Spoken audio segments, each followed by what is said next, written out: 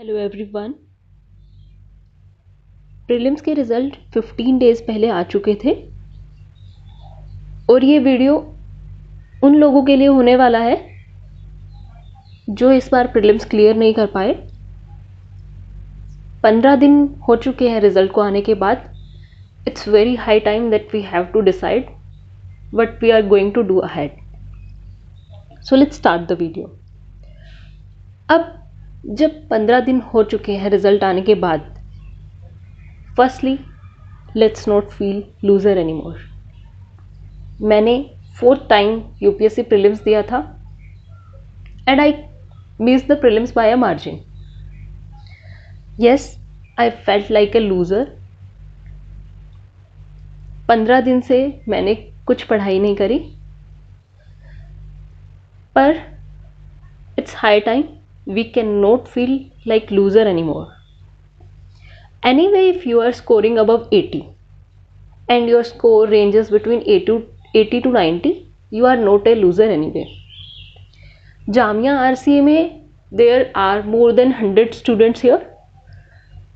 100 लोगों में से सिर्फ 7 लोग ही इस बार प्रीलिम्स क्लियर कर पाए जो मेंस लिखने वाले हैं, और बाकी सबका स्कोर 80 to 90 के बीच में वेरी कर रहा था। And I am very sure कि हर किसी ने प्रीलिम्स को एक मार्जिन से मिस किया है।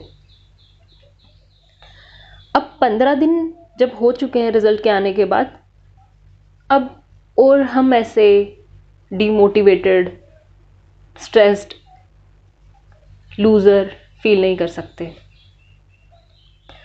We have to restart anyway, क्योंकि 3-4 साल यूपीएससी को देने के बाद, 3-4 साल इतनी कड़ी मेहनत करने के बाद हम खाली नहीं बैठ सकते। मेरा पर्सनली मानना ये है, और मैंने अभी तक इन 15 दिन में बहुत लोगों से बात की है, बहुत लोगों से मैं मिली हूँ, और जो मैं डिसीजन पे, कंक्लूजन पे पहुंची हूँ, मैं वो आप सबसे शेयर करूँगी। और based on facts I will share what is right to do and what is not right to do. जितने भी मैंने सीनियर से अपने बात की, जामिया में भी और जो सेलेक्टेड एस्पिरेंट्स हैं उनसे भी, say no to SSC and banking exam for now.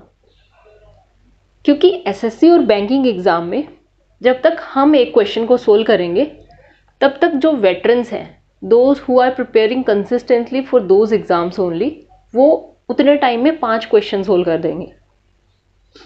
SSC और बैंकिंग कंप्लीटली डिफरेंट फील्ड है फ्रॉम यूपीएससी। इमेंस हार्डवर्क सिर्फ यहाँ नहीं, वहाँ भी चाहिए होता है।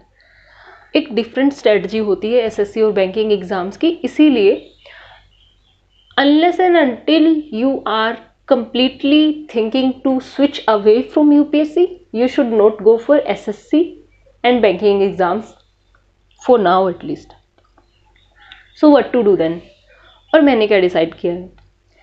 फर्स्टली स्टेट पीसीएस एग्ज़ाम्स, क्योंकि उनका सिलेबस बहुत ज़्यादा अलाइंड होता है यूपीएससी से, और हमारा कॉम्पिटेंसी उसमें लाई करता है। Anyway UP PCS and HCS exams are coming soon. UP PCS अक्टूबर में कंडक्ट होगा एंड हरियाणा पीसीएस का भी अभी नोटिफिकेशन आने ही वाला है।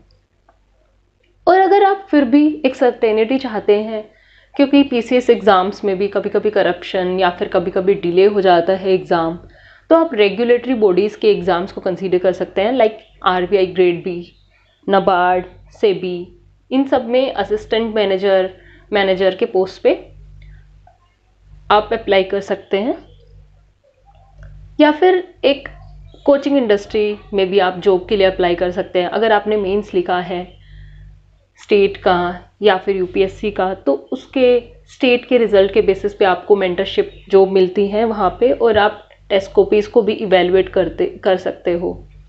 मैं खुद यहाँ से एक सीनियर को जानती हूँ जिन्होंने रिसेंटली मेंटरशिप ज्वाइन किया है एक बहुत ही फेमस कोचिंग इंडस्ट्री में। Yes, it is difficult to decide, but we do not have any other option for now. हमारा फ्यूचर आज भी हमारे ही हाथों में है, so let's make it bright and not stop until we are done. 3-4 साल UPSC को देने के बाद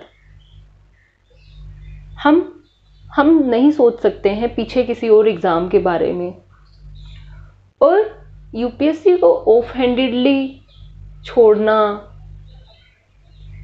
बहुत मुश्किल होता है। तो इसीलिए अब ये हाई टाइम है that we have to restart again and stop not until we are done. So अब 15 दिन के बाद मैंने डिसाइड किया है कि मुझे अपना शेड्यूल रेगुलराइज करना है। I hope you do also the same. So let's make it anyway. So thank you so much.